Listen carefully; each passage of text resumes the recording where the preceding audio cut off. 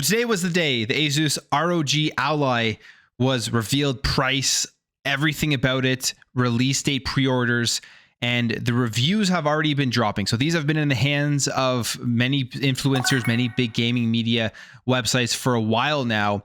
And the ROG Ally is a very exciting device. It is a handheld PC where you're getting big AAA quality gaming in the palm of your hands, following on the things like the Steam Deck, which I would say pretty much launched this as something that a lot of people are interested in and a lot of people want, bringing handheld gaming back to prominence, which is very cool because I've always liked handheld gaming. I've played handheld all the way back to the Game Boy, loved the Game Boy Advance, loved the DS and the 3DS and the PSP and the PS Vita. And now we're at a point here where I have a Steam Deck, and I think that device is just incredible with all of the stuff you can do with it. And being able to jump in specifically for me, Xbox Game Pass on the go on that device, having Windows natively installed on it. It's awesome. It's awesome to use. It's awesome to have. And now we have this, the Asus ROG Ally, which by all looks at everything that they've shown off, is better than the Steam Deck from a specifications perspective. So there's a bunch of reviews that came out. They've been kind of mixed. There's been lots of positive reviews. There's been some negative reviews. There's been some people saying here it's not worth upgrading from the Steam Deck, or the Steam Deck just runs things better. And for me personally, I look at these things as just PCs where you kind of do what you want with them. From a technical perspective, if I had to choose right now today, I didn't have any of these devices, I probably would go with the ROG Ally. But here is the comparisons. You have a processor, the AMD Ryzen Z1 Extreme, Zen 4 versus a Zen 2 processor on the Steam Deck, RDNA 3 versus RDNA 2 on the Steam Deck. Here's a big difference. You have a 1080p display, 7 inches at 120 hertz and 500 nits versus the 1280 by 800 display at 60 hertz at 400 nits on the Steam Deck. Storage wise, you have 512 gigabytes plus micro SD slots, whereas with the Steam Deck, you actually get the choices between 64 gigabytes all the way up to 512. There's 3 different pricing models you have with the Steam Deck. I believe there's 2 with the ROG Ally. You have the Extreme, and then you have just the regular one. The RAM, identical, 16 gigabytes DDR5. Controls, one of the things that sets the Steam Deck apart from the ROG Ally in terms of the controls is the D-pad placements and the face button placements right beside the thumbsticks, which, believe it or not, as someone who's played hours upon hours on my Steam Deck, it's very ergonomic. It feels great. And you have those trackpads, which is not on the ROG Ally. And the main reason for those is to be able to utilize those PC games that just work way better with being able to kind of drag and click and all of that type of stuff. That isn't available on the ROG Ally if you're expecting to play those styles of games. And then there's just some other stuff here. It's a little bit lighter. It does have haptic feedback. And then obviously the interface, like I said, full Windows 11 on the ROG Ally, which sets it apart from SteamOS because that's what natively comes with the Steam Deck when you buy it, but you can sideload like I did with Windows where I'm using Xbox Game Pass. Now the price differential here, this is where things get very interesting because the ROG Ally has better specifications. It's a more powerful device. It's going to be able to play games better than the Steam Deck.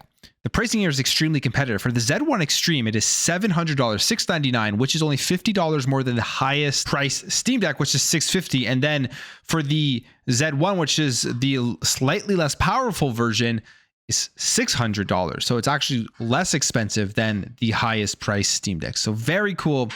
But I want to talk about why this is exciting specifically on the Xbox side of things, because Xbox did their whole hands-on.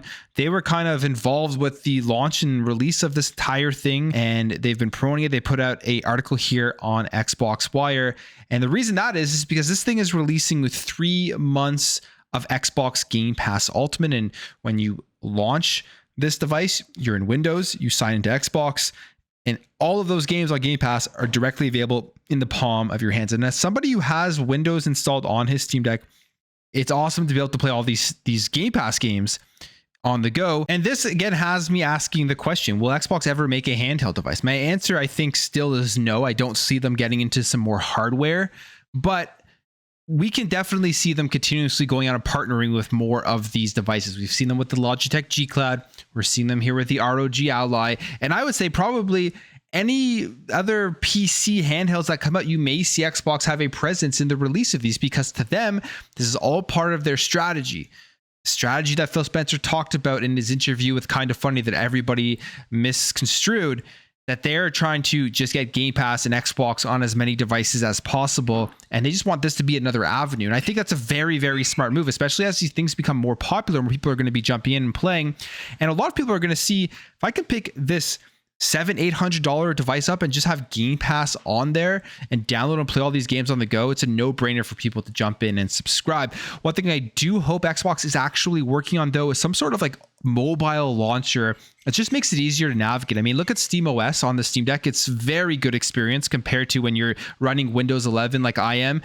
Cumbersome, point and click, just not a nice experience with a handheld device. And it's going to be a similar cumbersome experience here with the ROG Ally, even launching into the Xbox app and everything like that. So I hope they're looking at this and they're thinking about investing more into a mobile style launcher for Game Pass for these devices. We know with the Activision Blizzard merger, they said they want to get into the mobile scene, and this deal will help them take on Apple and Google. And part of that would be building out a mobile store. So maybe building out that mobile store incorporates all of these handheld PC stuff, whether that means just playing the big AAA games or even potentially jumping into some of the mobile games that they would be launching with them getting more into mobile gaming. If they do eventually get there, if this deal with Activision Blizzard does get approved. But exciting stuff. I like this. I like the handheld stuff. I'm going to continue to play my Steam Deck, and then maybe at some point pick this up if I want to get that full Windows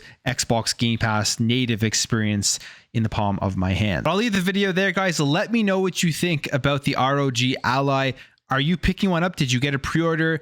Are you into mobile handheld gaming with these high-end PC handhelds and being able to play AAA games on the go? If you enjoyed this video, hit that thumbs up. If you're new here, hit that subscribe, and I'll catch you guys in the next video.